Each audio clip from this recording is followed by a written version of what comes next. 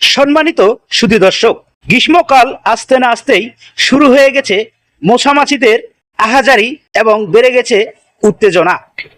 যে স্থানে আমাদের খাবার পরিবেশন করা হয় সেই স্থানটি পরিষ্কার পরিচ্ছন্ন রাখার পরেও মশামাছিদের কোনো কমতি নেই। তো এভাবেই যদি মশামাছি বেড়ে যায় তাহলে আমরা কিভাবে পরিষ্কার পরিচ্ছন্ন এবং বিশুদ্ধ খাবার খেতে পারি? তো বন্ধুরা, আমি এমন একটি বিষ পেয়েছি, দোকানে সংগ্রহ করেছি। আসলে এই বিষটা অবশ্যই আপনারাও কীটনাশকের দোকান থেকে সংগ্রহ করবেন।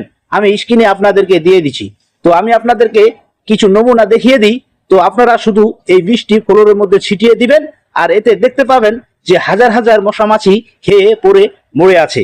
তো এইভাবে অবশ্যই আপনারা কীটনাশকের দোকানে গিয়ে এই বিষটি সংগ্রহ করবেন এবং মশামাছি থেকে দূরত থাকবেন। কেননা কারণ মশামাছি যখন আপনার খাবারে পড়বে এসে, তখন আপনি খাবারটা ফেলে দিতে পারবেন না, কারণ সেটা একটা খাদ্য, আর ওটা ফেলে দিলে আপনি কি খাবেন?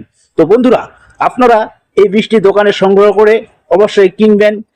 কেনার পরে আপনি এইভাবে ফ্লোরে ছিটিয়ে দিবেন, দেখবেন যে অনেক মশামাছি খেয়ে মরে পড়ে আছে।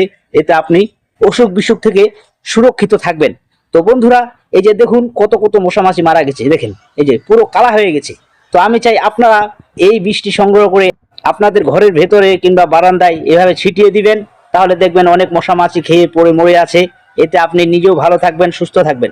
তো বন্ধুরা, ভিডিওটি যদি ভালো লেগে থাকে তাহলে অবশ্যই সাপোর্ট দিয়ে পাশে থাকার চেষ্টা করবেন। ধন্যবাদ সবাইকে।